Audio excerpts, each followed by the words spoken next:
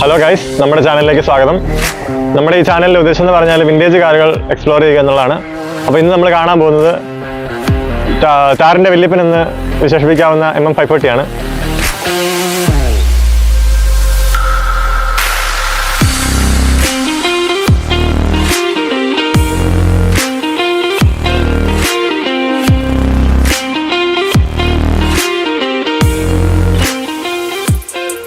അപ്പോൾ ആദ്യം തന്നെ നമുക്ക് ഇതിൻ്റെ എൻജിൻ ബേ ചെക്ക് ചെയ്യാം.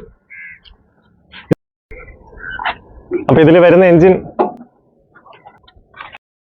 XD3P എന്ന് പറയുന്ന എഞ്ചിനാണ് ഇതിൽ വരുന്നത്.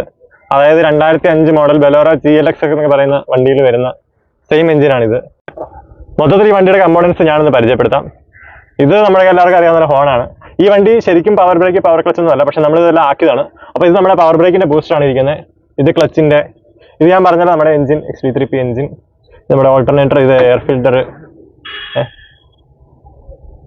പിന്നെ ഇത് നമ്മൾ പവർ സ്റ്റിയറിംഗ് ആക്കിയതാണ്.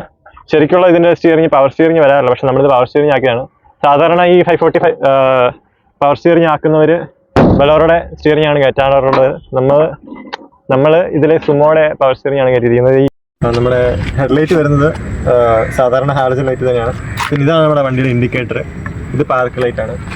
അടുത്ത നമുക്ക് വണ്ടിയുടെ ടയർ നോക്കാം. 15 ഇഞ്ച് അലോയ്സ് ആണ് നമ്മൾ കയറ്റിയേക്കുന്നത്. ടയർ സൈസ് എന്ന് പറഞ്ഞാൽ 215 75 R15. അടുത്തായിട്ട് നമുക്ക് വണ്ടിയുടെ ഇന്റീരിയേഴ്സ് ചെക്ക് ചെയ്യാം.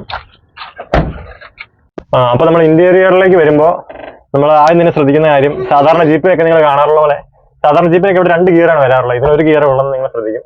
അത് കാരണം ഇത് 2 വീലാണ്, 4 വീലല്ല. പിന്നെ നമ്മുടെ ഹാൻഡ് ബ്രേക്ക് ഒക്കെ ഉണ്ട്.